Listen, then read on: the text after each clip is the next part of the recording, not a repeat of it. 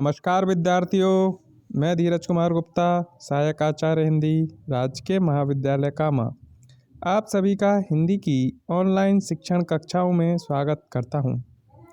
आज हम अध्ययन करेंगे श्रीमती चित्रा मुदगल, जो कि कथा लेखिका हैं। उनके द्वारा रचित कहानी भूख, जो कि हमारे वर्तमान जीवन की उस सच्चाई से हमें परिचित कराती है कि किस तरीके से दिहाड़ी मजदूर या गांव से शहरों की ओर पलायित मजदूर या शहरों की झुग्गी झोपड़ियों में रहने वाला मजदूर कैसे दीनहीन असहाय जीवन व्यतीत करता है।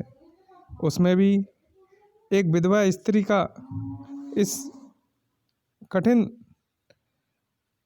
जीवनोयापन कैसे होता है, किस तरीके से एक माँ अपनी ममता को बेच देती है।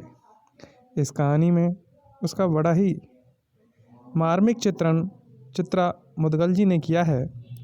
कहानी के कथानक को विस्तार से समझने से पूर्व हम कहानी की लेखिका चित्रा जी के जीवन परिचय, उनके कृतित्व परिचय के बारे में जानेंगे और कहानी को एक बार संक्षिप्त रूप में समझेंगे। आधुनिक हिंदी कथा साहित्य की बहुचर्चित लेखिका चित्रा मुदगल का जन्म 10 सितंबर 1944 को चेन्नई, तमिलनाडु में हुआ था। प्रारंभिक शिक्षा पैतृक गांव उत्तर प्रदेश के उन्नाव जिले में स्थित निहाली खेड़ा और उच्च शिक्षा मुंबई विश्वविद्यालय में हुई। चित्रा जी की पहली कहानी स्त्री पुरुष संबंधों पर थी, जो 1955 में प्रकाशित हुई। उनके अब तक 13 कहानी संग्रह, 3 उपन्यास, 3 बाल उपन्यास, 4 बाल कथा संग्रह, 5 संपादित पुस्तकें प्रकाशित हो चुकी हैं। बहुचर्चित उपन्यास आवा के लिए उन्हें व्यास सम्मान से भी नवाजा चुका है। उनकी जो कृतियां हैं या उनका जो सृजन है वह निम्नानुसार है। उपन्यास एक जमीन अपनी, आवा, गिलीगढ़ू आदि चर्चित उपन्यास है। कहानी संग्रह में भूख, जहर, ठहरा हुआ, लाक्षागृह, अपनी वापसी, इस हमाम में 11 लंबी कहानियाँ, जिनावर, लपटें, जगदम्बा बाबू गांव आ रहे हैं, मामला आगे बढ़ेगा भी, कैचुल आदि उल्लेखनीय कहानी संग्रह हैं। इनके अतिरिक्त तहखानों में बंद, कथात्मक रिपोर्टाज, बाजार उनकी मुट्ठी में, चर्चित लेख जीवक, माधवी, कन्नगी, मणिमेघ बाल उपन्यास, तो दूर के ढोल, सूझबूझ, देश देश की लोक कथाएं बाल कथा संग्रह हैं। चित्रा मुदगल जी को व्यास सम्मान, इंदु शर्मा कथा सम्मान, साहित्य भूषण, वीर सिंह देव आदि सम्मानों से भी पुरस्कृत किया जा चुका है। इस तरीके से हमने देखा चित्रा मुदगल जी का कृतित्व एवं व्यक्तित्व।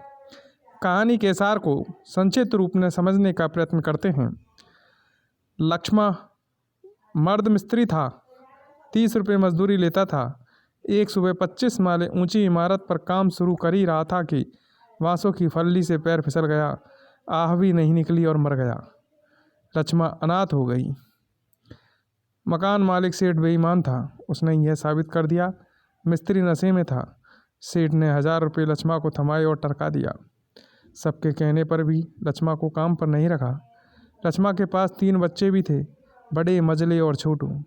सावित्री नामक एक महिला उसकी सहायता करना चाहती है, पर फिर भी कोई काम नहीं मिलता। मालिक लोग 3-3 बच्चों वाली को काम नहीं देते। एक दिन सावित्री अक्का उसे एक नई सूचना देती है। एक औरत बच्चों को भीख मांगने के लिए किराए पर लेती है। वह दिन भर उसके सहारे भीख मांगती है तथा शाम को लौटा जाती है तथा 2 रुपये किराए के दे जाती है।